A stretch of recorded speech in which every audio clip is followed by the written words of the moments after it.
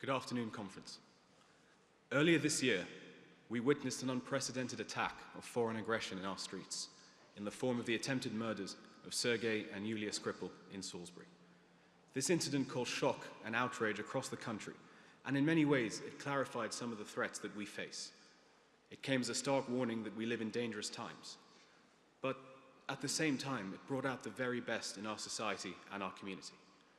As a proud resident of Salisbury and as deputy chairman of our local Conservative association, I saw our community come together in the face of adversity, standing shoulder to shoulder in the face of a dangerous situation.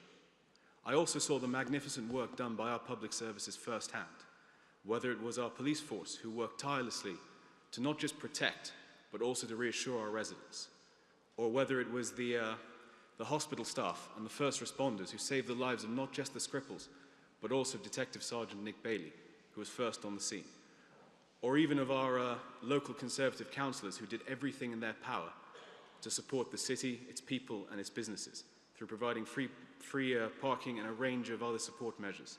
The people of Salisbury rallied together in the face of adversity.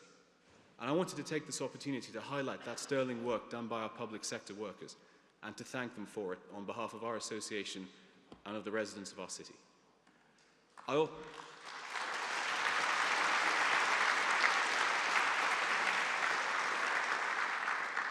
While we're feeling in the mood for applause, I also wanted to thank the Prime Minister and the members of the Cabinet who travelled to Salisbury, showing solidarity and support for our community when we needed it.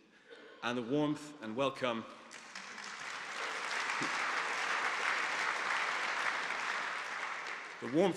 they received from the people of Salisbury is a testament to just how much that support was valued.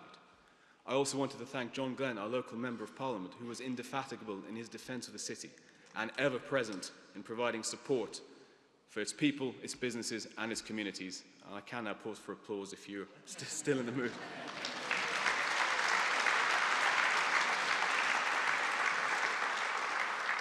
Ladies and gentlemen, politics in this country is at a crossroads. We all know this, but occasionally an incident arises which transcends political divides and showcases the very best that our country has to offer. And this was one of those occasions. We have a network of public services of which we should be proud. Not always perfect, but always there to help and support when we need them. And as Conservatives, we must be robust in our defence of these public services, mindful that they are the backbone of our society, and as such, I am delighted to have seen the government's announcement of pay rises for over 1 million public sector workers and the scrapping of the public sector pay gap.